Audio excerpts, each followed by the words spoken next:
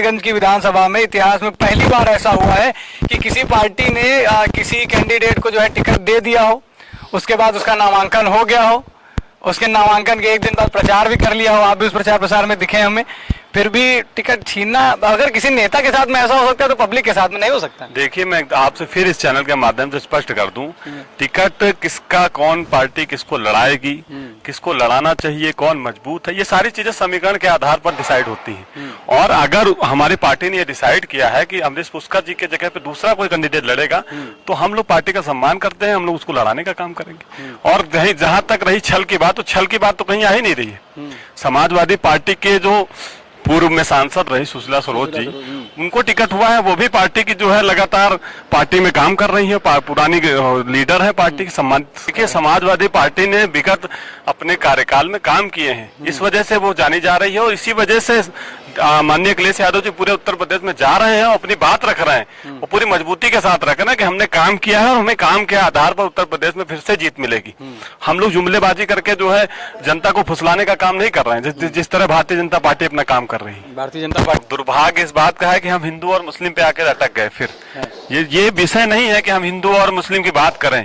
20% 80% की बात आखिर यहाँ हो क्यों रही है? 20% क्या इस देश का नागरिक नहीं है क्या? क्या उसको जो है, जो भारत के संविधान में उसको जगह नहीं मिली है क्या? अगर उस समय का जो भी स्थिति रही हो, उस समय की जो भी स्थितियां पैदा हुई हो भारत में, तो उस पर आज राजनीति की जाए, हमें लगता है ऐसा होना नहीं चाहिए। और दूसरी बात, अभी बहुत सारे हमारे भाई कह रहे थे कि बहुजन समाज पार्टी में, भाजपा में काम हुए हैं।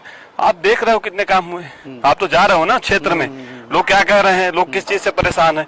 तो समाजवादी पार्टी के अंदर जब कार्यकाल में, जब समाजवादी पार्टी 5 साल अपना काम किया है, तो उसमें अपने काम वो गिना भी रही है, कौन कौन से ऐसे काम है। चाहे शिक्षा के क्षेत्र में ले लीजिए, स्वास्थ्य के क्षेत्र में ले लीजिए, रोजगार के क्षेत्र में ले लीजिए, आप खेल के क्षेत्र में ले लीजिए, हर क्षेत्र में आपको कोई एक ऐसा बड़ा काम जरूर दिख जाएगा जिससे आप समाजवादी पार्टी की पीठ थपथपाने में अपना हाथ जरूर आगे बढ़ाएंगे। शिक्षा के क्षेत्र में मैं आपसे बात करना चाहता हूँ।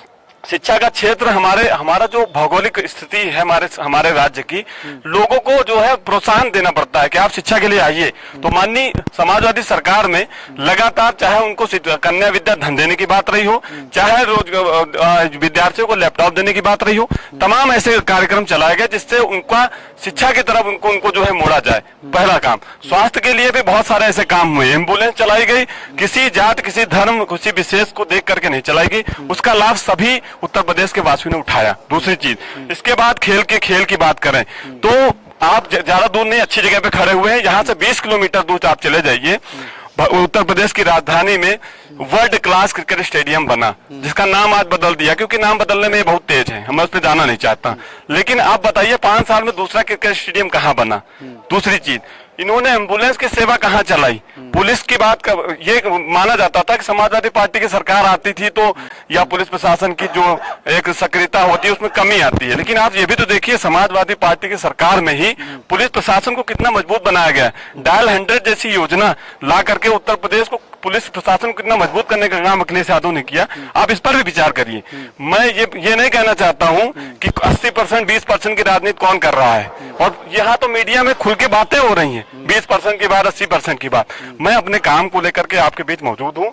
जो व्यक्ति काम के विषय में डिबेट करना चाहे, मैं उससे डिबेट जरूर करूँ। एक ऐसा डिबेट दिखा दीजिए जिसमें माननीय अखिलेश यादव जी ने किसी ऐसे जिनका नाम आप ले रहे हैं, उनके समर्थन में उन्होंने कोई बात कही। आप ये मीडिया के सामने बेमतलब की बातें हो रही हैं। मुझे ऐसा लगता है कि लिए उत्तर प्रदेश की जो सीधी लड़ाई है वो Bharatiya Janata party versus Samajwadi party है। मैं यही कहना चाहता हूँ।